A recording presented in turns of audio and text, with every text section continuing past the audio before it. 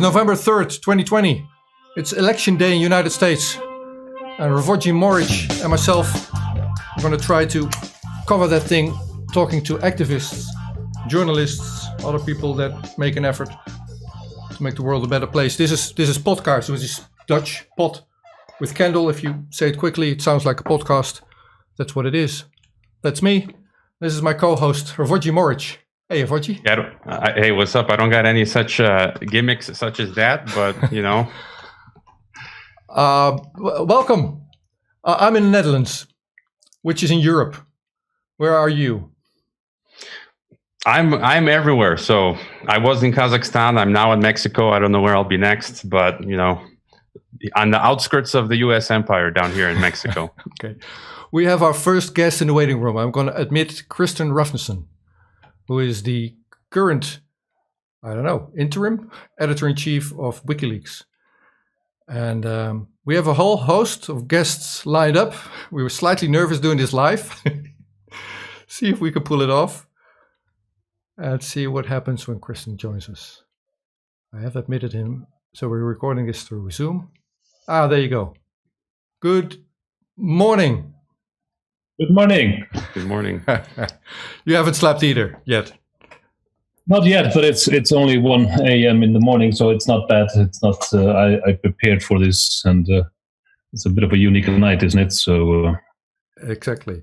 So I'm Rico Brouwer. I'm in the Netherlands. This is Rico. Yeah, we have met. Yeah. We have. All right. Yeah, you wouldn't recall. So in February, you were sent out of the courtroom, and you were grumpy and walking to the fence. And I wasn't allowed in on the courtroom, so I was outside with the protesters with the tents, and you stepped up there, and we did a little interview. Right through the fence, right? Through the fence, that was me. So this is me, Rico from Amsterdam. Hrafnsson.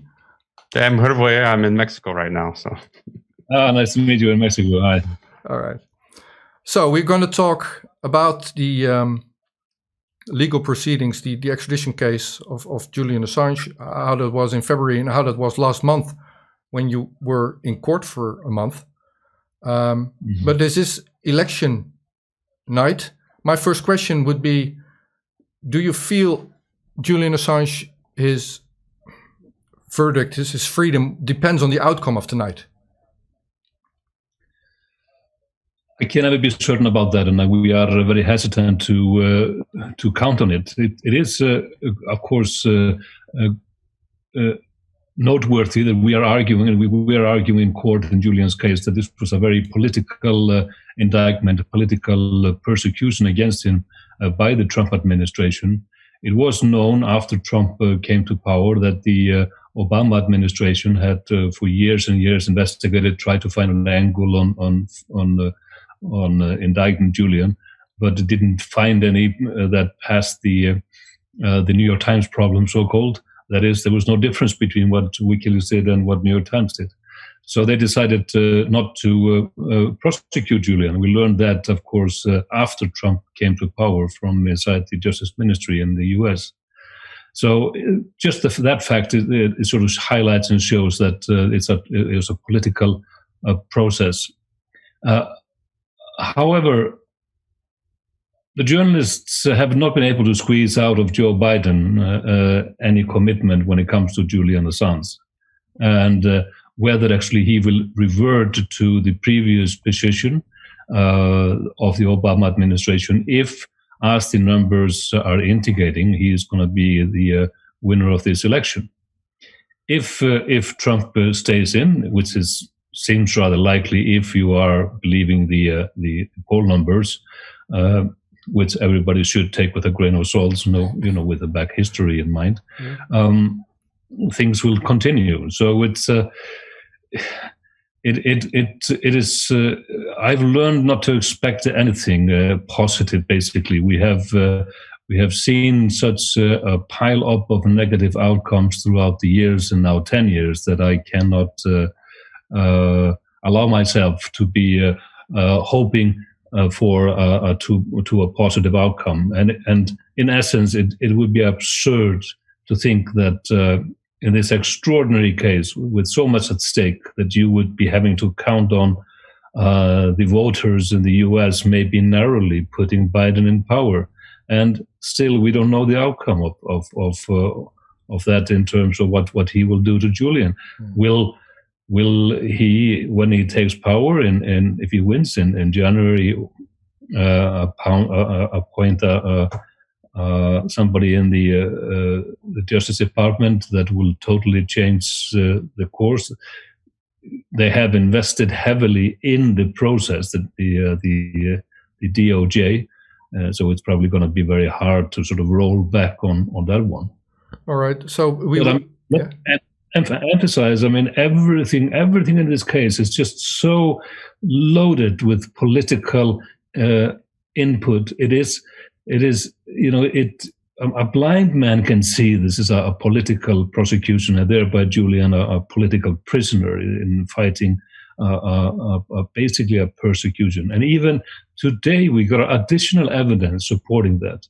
A day before the election, a new version of the Mueller report was published, which had a lot of things that were redacted when the report came out firstly exposed. So why did this happen the day before the election? I mean, there were entire pages blacked out in the original Mueller report. And we knew that this was chapters that were involving the WikiLeaks and Julian Assange. So, and today we are reading this extraordinary unredacted account 1.5 years later, where it is exposed that, of course, they didn't find any wrongdoing. They didn't find any collusion with the purported criminal activity of purported Russians or what have you.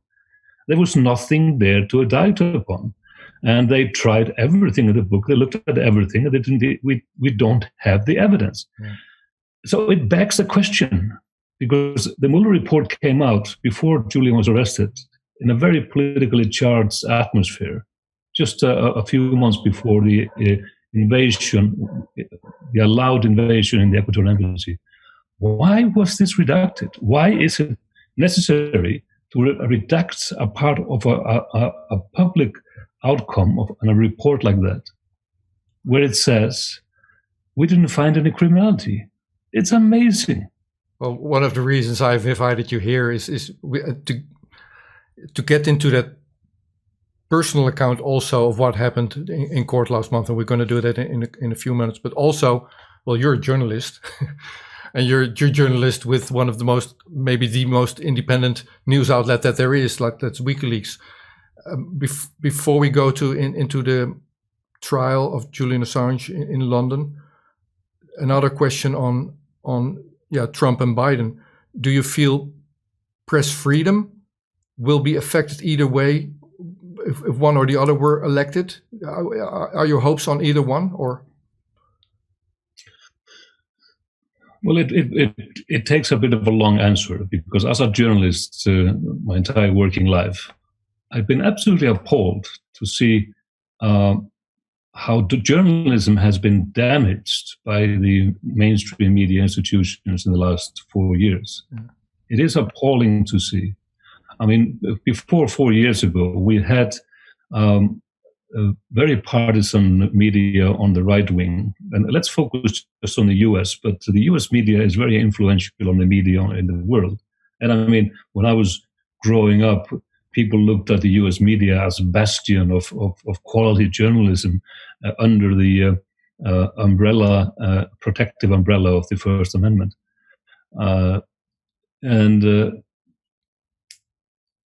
What happened after 2016, we saw the sort of the right-wing leaning media, sort of the liberal leaning media, absolutely lose their bearings and jump on the so-called Russiagate wagon, and which included attacks on WikiLeaks. And some people might say this was just an expose of something that was hidden before, and now just the mask was off. But it's been appalling. I mean, how on earth is anybody going to trust the mainstream media in those quarters, and not just in America, because this has an effect all over the world? and especially on the British media, obviously, where the media is so obviously partisan and without any. It's quite okay for media to be partisan in their editorial policy, but in reporting, I mean, they had no reservation in publishing absolute false reports about Julian Assange and WikiLeaks, and it was really hurtful. Even The Guardian, now almost 2 years ago, put out such a fabricated report on the front page, and it's still there. Nobody believes it's true. Not even the author believes it's true, because he left it out of a book that he published this summer about the same subject. Yeah. But it's still there. And that is what's so frustrating. But on the other hand, it amplifies the need for WikiLeaks and the ideology that WikiLeaks is based upon. Yeah. It amplifies the need to get the act together. Will things get better after the election if Biden wins? There is a lot of soul searching to be done in journalistic circles. There's a lot of cleaning up to do if the media will have to regain their trust. Now, on the other hand, if the case against Julian is continued and the fight is not won in this first round, which I think is rather unlikely, I mean, in the magistrate court, it will go on to appeal in the new year, I'm sure. That is a huge blow to the journalism world all over the world, a huge blow, and basically a watershed. And it comes on top of all the difficulties that journalists have been facing with diminishing funds, with the attacks associated with the rise of the extreme right, etc., etc. Journalists are afraid now. They are not tackling power, and they are getting too close to comfort to those that they are supposed to be basically watching over and barking when they're doing some wrong things. Yeah.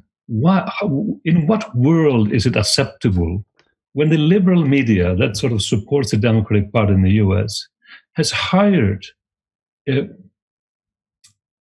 string of former intelligence chiefs as commentators on politics, and when they are relying on the CIA as truths, have they forgotten the words of Mike Pompeo, who actually admitted, when he was CIA director, he was on record and he was just like jolly saying, "I'm amazed, because, when I became head of this agency, I had to get accustomed to the fact that our business is lying."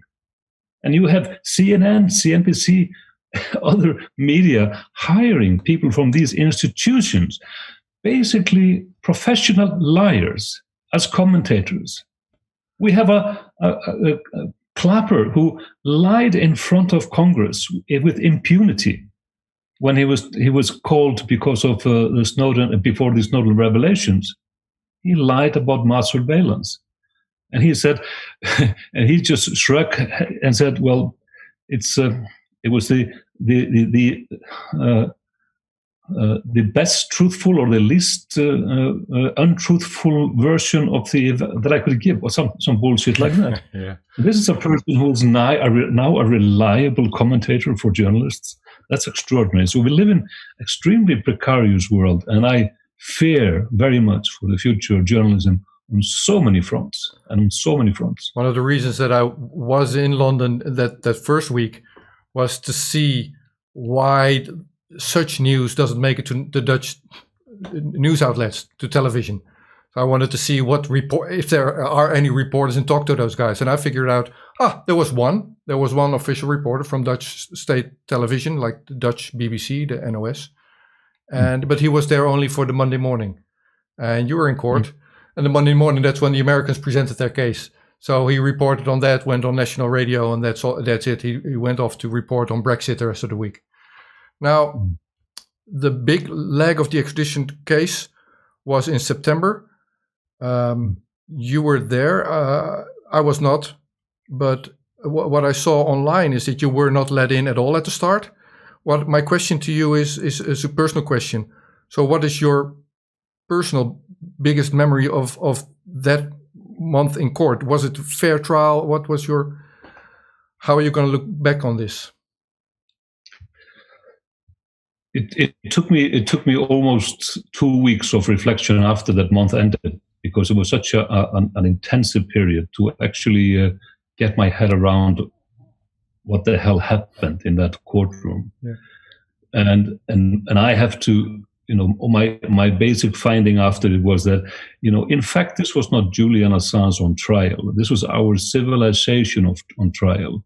There were evidence after evidence presented there that could, with each and every evidence, should have been sufficed to throw this case out. And you somehow knew, because of the favoritism of the magistrate court judge towards the prosecution, towards the Americans, that it wouldn't suffice.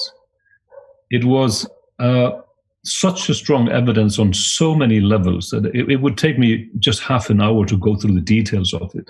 But it was a very depressing and shocking experience to be in court there. But also, in a way, you had to be witness there to these witnesses that were presenting their case, such a strong case about the justice that was found or because of the revelations by WikiLeaks. The fact that there was no harm, the fact that there was not WikiLeaks blame, if you could say so, that the unredacted diplomatic cables had to be released, etc., etc. And the simple fact that the treaty between the two countries just bans extradition on political grounds, and espionage is a political ground, if anything. So, I mean, there were piles and piles of arguments that were so strong that anybody, a 10-year-old could have sit in the courtroom and take notes and say, this is absurd. This is Kafkaesque. This is Orwellian. You have to go into all the cliches to express it. And I don't know if I think about 2 weeks ago there was quite an interesting film on Netflix that I watched. It's about the trial of the Chicago 7, the individuals that were brought before a judge after the election of 1968. We're talking about 50 years ago. And where they wanted to put them in, the federal government wanted to put them in prison, the Nixon, newly come to power, for inciting riots in Chicago before the Democratic Convention there. And they actually put in a new district attorney in the DOJ to push the case. And it had all the elements that I had been witnessing in courts before, just in September. A biased judge, evidence that was flimsy at best, etc., etc. And it was just like a flashback, and you started to think, my God, this is we are in a worse state than under the Nixon administration. And actually, Daniel Ellsberg, the leaker of the Pentagon Papers, he testified in Julian's case, and he said, if I had been attacked legally under the conditions of today, I would not have seen a light of day in my life. So we are much worse off than under the Nixon administration or the 60s. And so how far back do we go to find anything equivalent to the McCarthy era of the 50s, or to the early 20th century, when the Espionage Act was introduced, and it was introduced basically as a tool to cause protest against U.S. participation in World War I. And what followed was the most, repressive regime against any protest in the U.S. And everybody admits that. And that's the reason why the Espionage Act was basically shelved, and because it was an extremely repressive act against freedom of expression. So what is happening now, 100 years later, is being used against a publisher and a journalist. And if that's not a warning sign to the world, I mean, nothing is. I mean, we are in an extremely precarious time. So that is my reflection of what happened in the courtroom. Thank you. And it may not even be a strong enough warning sign. I called the Dutch Journalist Association, asked them why there was no journalist at all in that month in September. They were not there. There was no reporting done at all from the Netherlands, and they repeated the same rhetoric that you referred to. So, well, yeah, Assange, well, he did put people into jeopardy. It's a complicated case. There was thing with Sweden. They were just regurgitating that story. Okay, enough on that. What I wanted to ask you also, it's been now a month. So can you describe how is Julian Assange doing? What are his conditions? How is he doing? Well, I mean, he's in prison, in a supermax prison, or maximum security prison under COVID. I mean, it's not ideal. He's not able to see anybody. Everything is in lockdown again, and in basically under terrific circumstances. I mean, it's a horrible place. I mean, it's only a few days ago, one of the few people he had some interaction with inside Belmarsh prison, he committed suicide. And this is it is a horrible place, and what awaits him on the other side if he's extradited is even worse. I mean, that is just an isolation in a 6 by 8 foot cell for the rest of his life, probably in isolation without meeting anybody. So this is it's what he does, and I have not been able to talk to him since the trial. But I hear of him from the intermediaries and the mother of his children, his fiancée, that he's still in a fighting spirit. There is the case is still ongoing of a sort, because the final submission by his lawyers are due on Friday. So he is attempting to take part in that procedure, which is difficult because it's not easy just to you don't email documents back and forth. You have to the lawyers have to go fetch a computer to the prison authorities. They have to load onto the computer that the documents have to be PDFs, a computer that the prison authorities gave, and then it has to be shipped back to the prison. The prison inspects it, and sometimes it doesn't deliver for days. So it's not a quick process. But he takes part in that, and of course verbally over telephone is involved in that process. So he's still fighting. He's an extraordinarily resilient individual, but this is, of course, is taking a great toll, and it would on anybody who has gone through these ordeals. So later on in this broadcast event that we're doing, I asked a Dutch lawyer to reflect on what she saw happening in this trial. So we will go into more detail on those court proceedings there. But just one example that I want to make here, just to be a little bit, to bring it with a little humor, if I may. So Rvoji, you're in Mexico. I'm in the Netherlands, and you're in Iceland, I believe. So yeah. I am running a low-budget, high-definition video audio stream that has so far worked flawlessly. I mean, we're communicating. Now, if I can pull this off with a couple of $100 or euros or whatever, how was the video feed from the courtroom to journalists and international observers? Would you please describe in detail what went on there?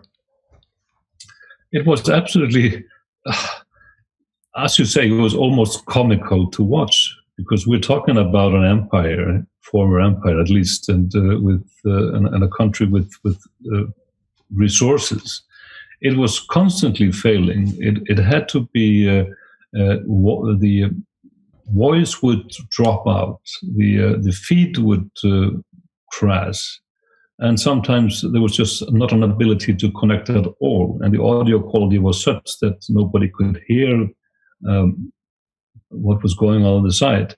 It was like I don't know. It was amazing. We're talking about a society that has been working under COVID restriction, and every school child is now able to work under with these measures with the video conferencing tool.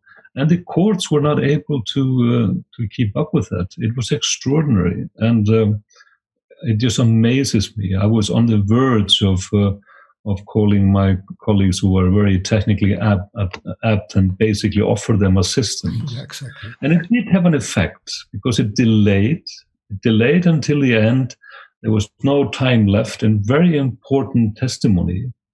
Instead of hearing that via video link, had to be read in writing, and even it had to be read in summary instead of in full. Or, for example, I mean, we were going to hear the testimony of El Masri, the rendition victim that was picked up on the streets and flown to a black site, I think in Poland and in Bagram. It was tortured, sodomized, and after a few months they discovered to the CIA that they had done a mistake, so they dumped him off the side of the road in Albania, I think, and he got back to Germany where he was residing, and nobody believed him. They thought he had just vanished and took off. It took him years to get some justice.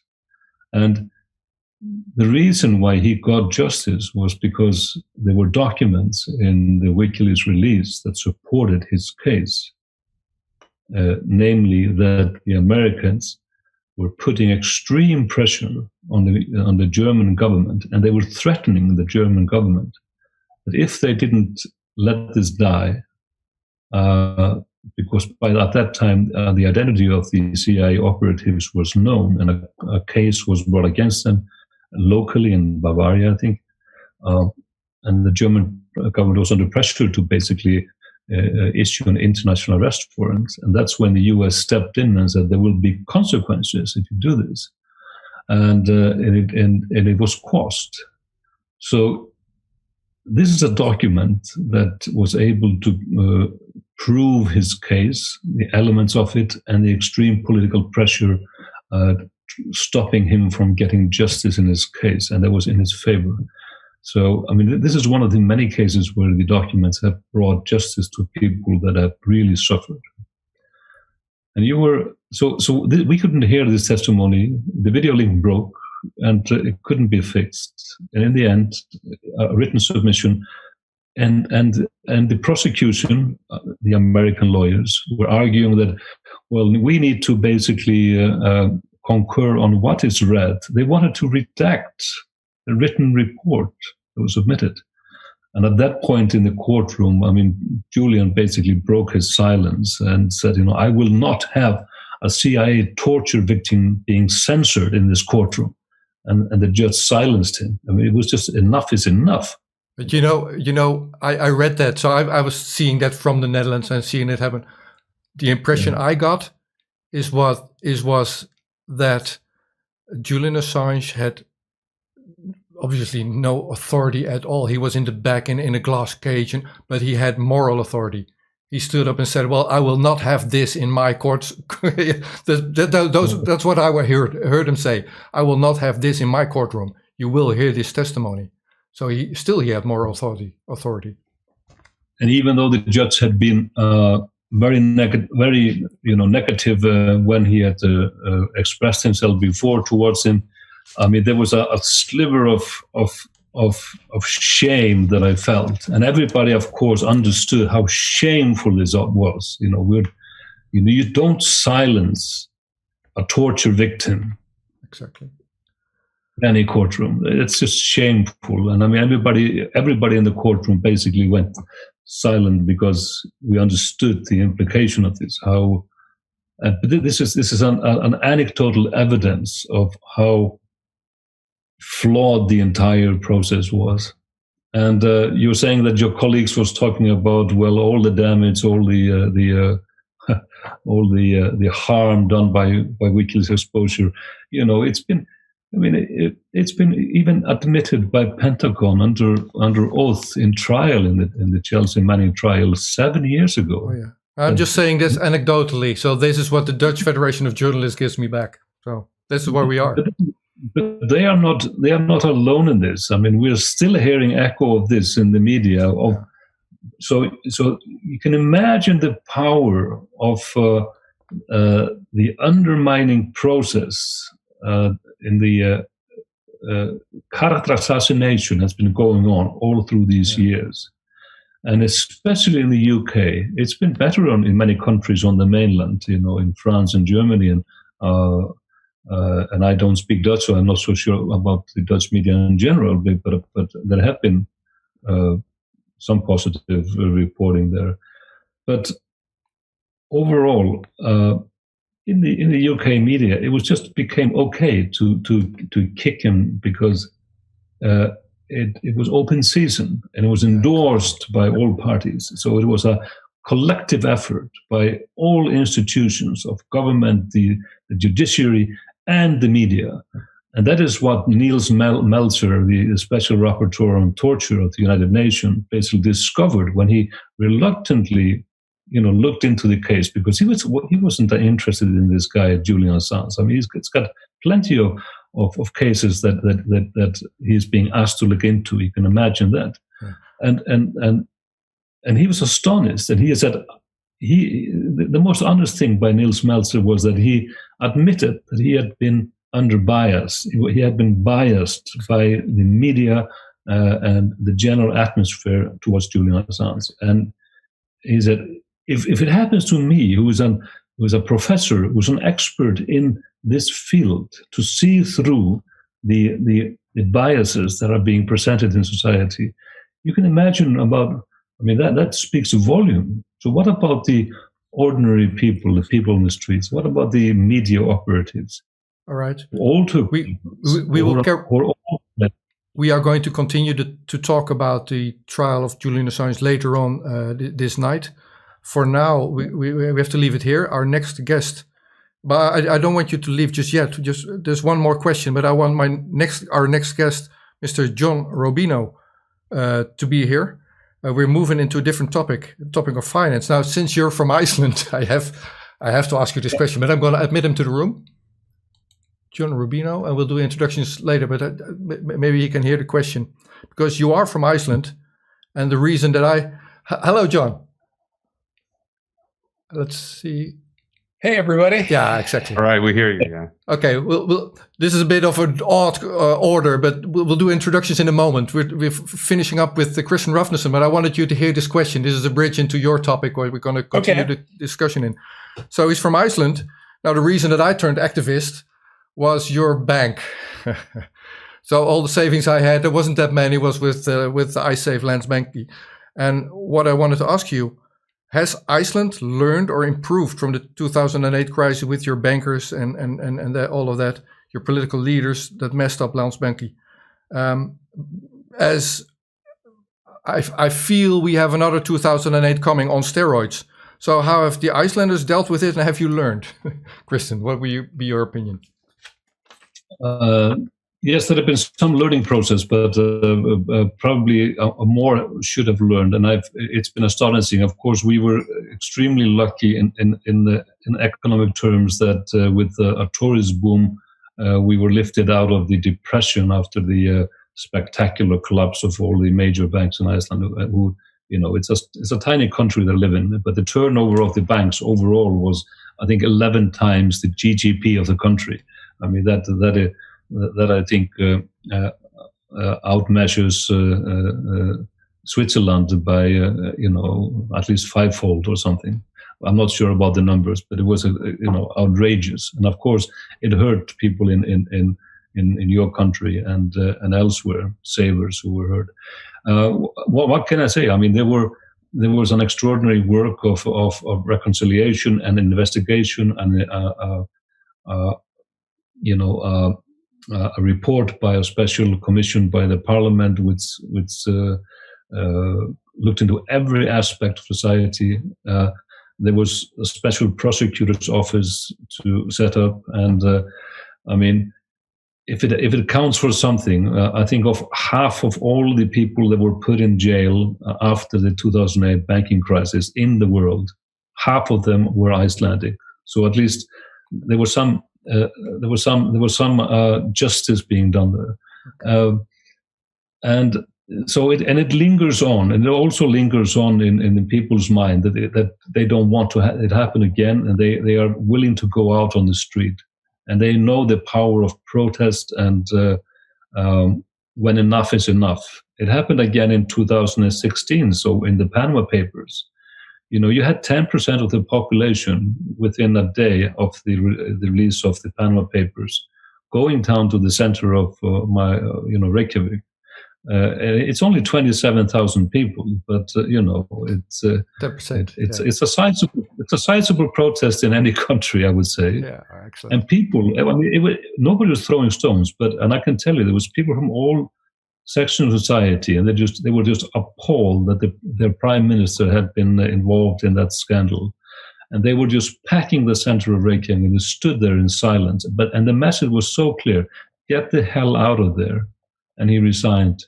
There was no choice. So the lesson is there.